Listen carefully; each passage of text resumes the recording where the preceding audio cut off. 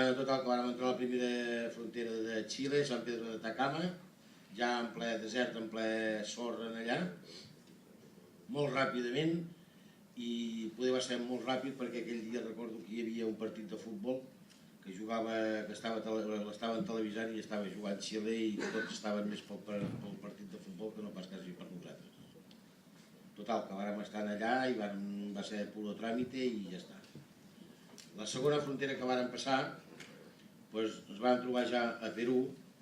A Perú era més o menys mitja tarda, problemes de papeleo perquè allà vam trobar un parell de persones que no estaven bregades, que no havien vist gaires motos passar per allà, i els tios es van posar molts i molts de problemes amb papeleo, fotocòpies, ens van emplenar de documents, i ara ves aquí, ara ves allà.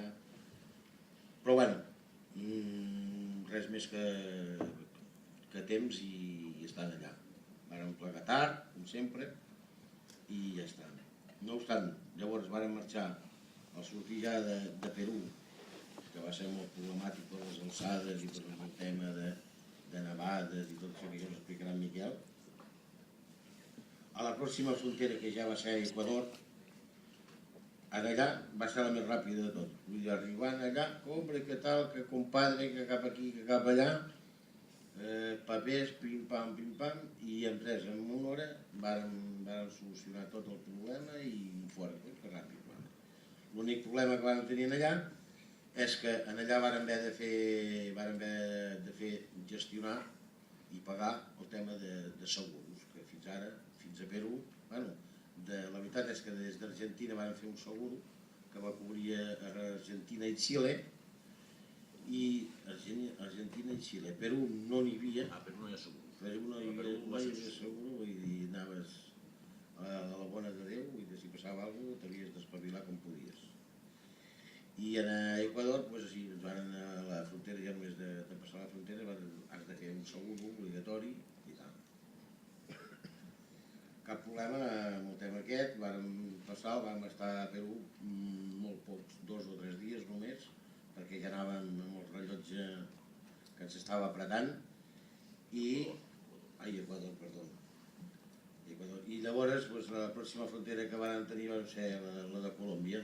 A Colòmbia, molt de trànsit, una frontera molt de trànsit, colombians i equatorians allà, molt de trànsit, però sense molts de problemes. Només sí, va haver un problema que resulta que se'ls va penjar els ordenadors i es va formar una cua allà que hi vam estar 3 hores. Bé, la culpa no la tenien ells, la tenien els ordenadors. Allà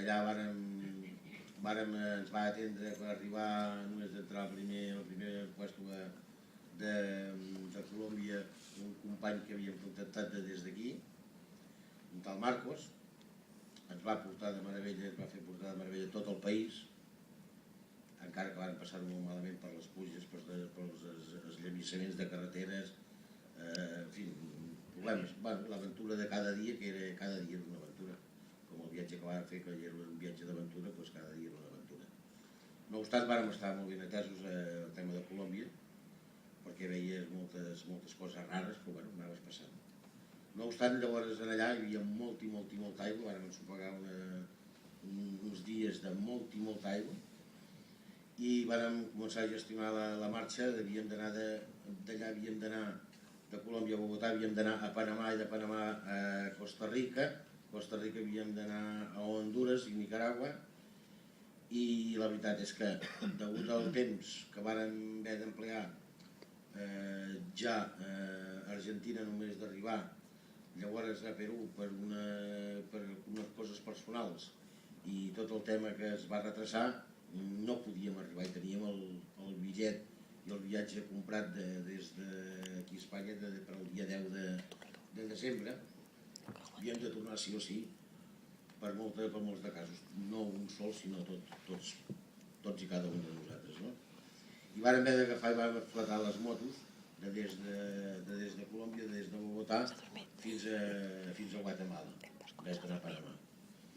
Així ho vàrem fer, vàrem fletar les motos i nosaltres vàrem agafar l'avió també, vàrem fer el mateix itinerari. El problema és que el viatge en si va ser una cosa que realment no és cara, no va ser cara. El que sí va ser cara és el tema de duanes i transport d'avió. De barco de Barcelona a Buenos Aires, no? Va ser més de duana de Buenos Aires, de duana de Guatemala i el transport d'avió de Bogotà a Guatemala.